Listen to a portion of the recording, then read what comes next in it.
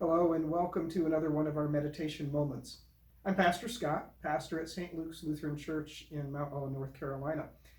And you might also know my wife, Kim.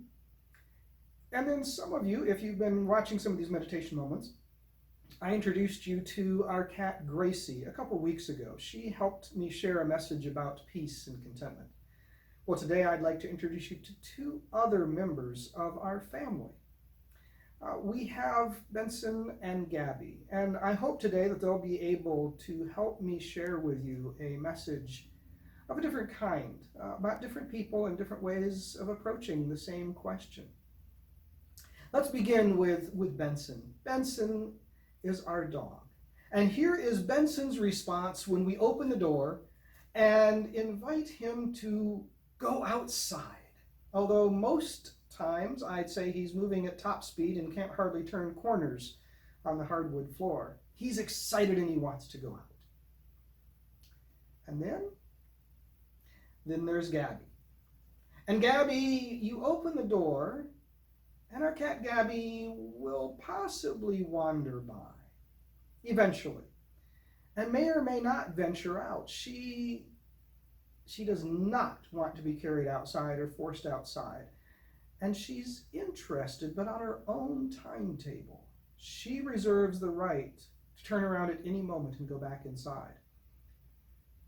And it comes to mind to me that there's folks around us with both of these thoughts at the moment as well in our life under the current circumstances. Some want to go out and they want to move back to a life of work and play and shop and travel and everything else, and they are ready now.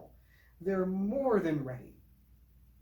They feel like Benson does when he's been cooped up in the crate when we've been out of the house for a while and coming back, and he just wants his freedom. And then there's folks like Gabby. And they're interested, and they also, I think, in their heart want to have that freedom again, but they're cautious of the risks that they perceive and the risks that they are concerned about on behalf of themselves and behalf of people that they care for, behalf of others. And they may have known folks that have become ill and suffered and perhaps even died from in the middle of this pandemic. Two different perspectives, two different groups of people, both struggling and working through the issues of life as they see them. It brings to mind something I read just this past week. This is from pastor and author Dietrich Bonhoeffer, a Lutheran pastor before and during World War II. But one of the things that he wrote was, "We must learn to regard people less in the light of what they do or omit to do, and more in the light of what they suffer."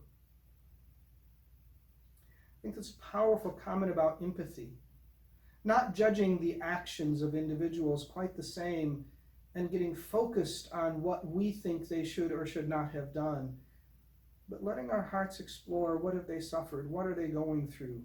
How do we care for others? And what they perceive and what they are struggling with and what they consider the what if of the situation that they might be in. Now, it doesn't mean that we don't have our own opinions and that we don't promote them and that we don't engage in a healthy debate about how do we open this economy, how do we get back to something that might be closer to what normal was, but realize that for many folks, that normal will still have some risks to it for a long time until things like vaccines are available and work well. But in the midst of this kind of debate, how do we do this in a way that respects and cares for others as well? Because that's part of our Christian witness. How do we engage in this debate? From Colossians chapter 3, verse 12. "Therefore, as God's chosen people, holy and dearly loved, clothe yourselves with compassion, kindness, humility, gentleness, and patience."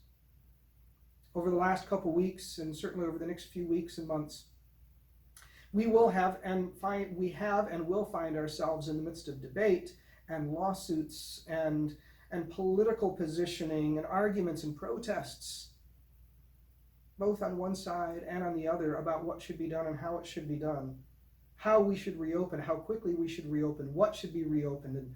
And even within a congregation, we will struggle with folks who say, let's just do, or let's not yet.